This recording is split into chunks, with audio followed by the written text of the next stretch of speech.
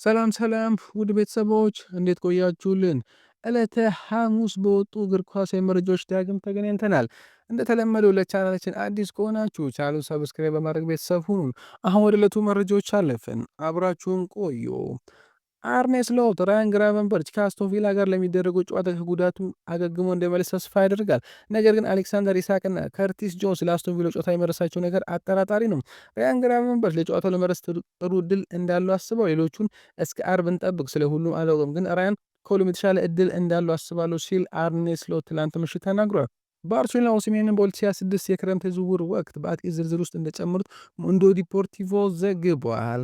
ኤንዞ ማሬስካ ስለ ምሽቱ ቀይ ካርድ ሲናገሩ እንዲህ ይላሉ። የዴላፕ ቀይ ካርድ ሞኝነት ነው፣ በጣም ሞኝነት ነው። ያንን ማስወገድ አለብን። ዴላፕን ሜዳ ላይ እንዲረጋጋ 4 ወይም 5 ጊዜ ነግሬዋለሁ ሲሉ ተናግረዋል። ኔይማር ወደ ልምድ የተመለሰ ሲሆን ከሳንቶስ የቡድን አባላት ጋር የሜዳ ልምምዱን ጀምሯል። ወደ ጨዋታ የመለስበት ጊዜ አሁን በእጅጉ ተቃርቧል። ፔድሪ በኤል ክላሲኮ ጨዋታ ላይ ጡንቻ ጉዳት ደርሶበት ነበር። ፔድሪ ለ6 ሳምንታት ከሜዳ እንደሚርቅና በህዳሩ መጨረሻ ወደ ሜዳ እንደሚመለስ ዲያሮ አዘግቦታል። በመጨረሻም ፖል ፖግባ ለረጅም ጊዜ ሲጠበቅ የነበረው የመመለሻ ጊዜ ሊጠናቀቅ ተቃርቧል። በቅዳሜ ጨዋታ በሞናኮ ቡድን ውስጥ የመካተት ዕድሉ ሰፊ ነው ተብሏል። ከአንድ ዓመት በላይ ከሜዳ ውጭ ከሆነ በኋላ ፖግባ ቅዳሜ ወደ ሜዳ ይመለሳል። ፖግባ ከ2023 በኋላ የመጀመሪያ ጨዋታውን ይሆናል። የፖግባ መመለስ ምናልባት ቅዳሜ ይሆናል ሲል ፉት መርካቶ አረጋግጦታል። ቶተንሃም ሆትስፐር በጥር የዝውውር መስኮት የዌስትሃሙን 28 ዓመት እንግሊዛዊ አጥቂ ጃሮድ ቦወንን ለማዛወር እያሰቡ ነው ተብሏል። ቦወን እስከ 2030 ድረስ በመድሶች ቤት ውል ያለው ሲሆን ፊርማውን ለማየት ከፍተኛ ክፍያ ያስፈልጋል። ስፐርስ እስከ 60 ሚሊዮን ፓውንድ ድረስ ለመክፈል ይፈልጋሉ ተብሏል። ክሪስታል ፓላስ በሚቀጥለው ክረምት የማንቸስተር ሲቲውን ሁለገብ ተከላካይ ናታን አኬን ለማዛወር እያሰቡ ነው። ፓላስ በሚቀጥለው ክረምት የክለቡ ካፒቴን ማርኮ ጉሂን ስለሚመጡት ልምድ ባለው ተከላካይ ለመተካ ስለሚፈልጉ አኬን መርጦታል ሲል ቲም ቶልክ ዘግቦታል። አስቶን ቪላ፣ ኒውካስልና ቶተንሃም በጥር ወር የብሬንትፎርዱን አጥቂ ኢጎር ቲያጎን ለማዛወር እያሰቡ ነው። አጥቂ በዚህ ውድድር ዘመን በ10 ጨዋታ 7 ጎሎችን አስቆጥሯል። ሊቨርፑል በጥር የክለብ ቡድን የመሃል ተከላካይ ጆኤል ኦርቴኔዝን ማስፈር ይፈልጋሉ። ቀያዮቹ 40 ሚሊዮን ዩሮ ዋጋ ለመክፈል ዝግጁ ሲሆኑ ለኢኳዶሩ ተከላካይ ከፍተኛ ደሞዝን በጠረጴዛው ላይ ያስቀምጦለታል ሲል ቦላቪፕ ዘግቦታል። ሊዮን በጥር ወር ኤንድሪክን በውሰት ለማስፈረም ከሪያል ማድሪድ ጋር መነጋገር ጀምሯል ሲል ፋብሪዚዮ ሮማኖ ዘግቦታል። ኤፒስዊች አሰልጣኝ ኪራ ማኬና ብሬንዳ ሮጀርስ ከለቀቀ በኋላ ለሴልቲክ ስራ እጩ ውስጥ የገባ ሌላኛው አሰልጣኝ ሆኗል።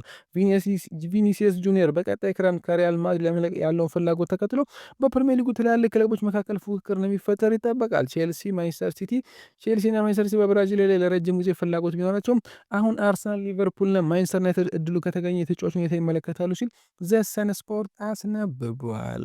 ሊቨርፑል የአሰልጣኝ አማሮችን እያፈላለገ ሲሆን ጀርገን ክሎፕ፣ ስቴቨን ጀራርድ፣ ሮበርቶ ዴዘርቢ፣ ጋሬዝ ሳውዝጌት እና ፈርናንዶ ቶሬስን ጨምሮ በርካታ እጩዎችን እንደያዙ ተሰምቷል። ቼልሲዎች ለማሎ ጉስቶ እስከ 2030 ድረስ የሚያቆየውን የኮንትራት ማራዘሚያ ለማዘን ንግግር የጀመሩ ሲሆን ይህም ጉስቶ በሚያስደንቅ ብቃቱ ምክንያት የደሞዝ ጭማሪም ያገኛል። አዲሱ የማሎ ጉስቶ ኮንትራት ማራዘሚያ ለፈላጊዎቹ ተስፋ አስቆራጭ ያደርገዋል። ማርቲን ኦዴጋር ስለዚህ ዓመት እቅዱ ጠይቆ እንዲህ ሲል ይመልሳል። በዚህ ውድድር ዘመን በእያንዳንዱ ውድድር ጥሩ ውጤት ለማምጣት ቆርጠን ተነስተናል። የካራባ ዋንጫ ማሸነፍ እንፈልጋለን። ይህ ውድድር በፍጥነት ይሻሻል ነው። አሁን ሩብ ፍጻሜ ገብተናል። አሁን በድንገት የውድድሩ መጨረሻ የተቃረበ መሆኑን ማየት እንችላለን። በሁሉም ውድድር ላይ ለአሸናፊነት እንጫወታለን ብሏል። ሚኬል አርቴታ ስለ ሌላ ክሊንሺት ተጠይቆ እንዲህ ሲል ይመልሳል። ግብ ሳይቆጠርበት መውጣት የእግር ኳስ ጨዋታዎችን ለማሸነፍ ትልቅ መሳሪያ፣ ስለዚህ በዚህ በጣም ደስተኛ ነኝ ብሏል።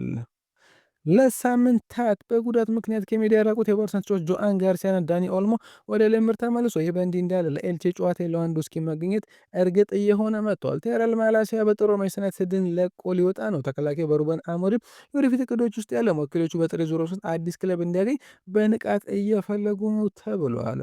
ሰንደርላንዶች የቼልሲውን ስፔን አጥቂ ማርክ ጉዩን በጥር እንደገና በውሰት ማስፈር ይፈልጋሉ ተብሏል። በተጨማሪም ቼልሲ ለአስቶን ቪላው እንግሊዛዊ የአጥቂ አማካይ ሞርጋን ሮጀርስ የዝውውር ጥያቄ ለማቅረብ የተዘጋጁ ነው።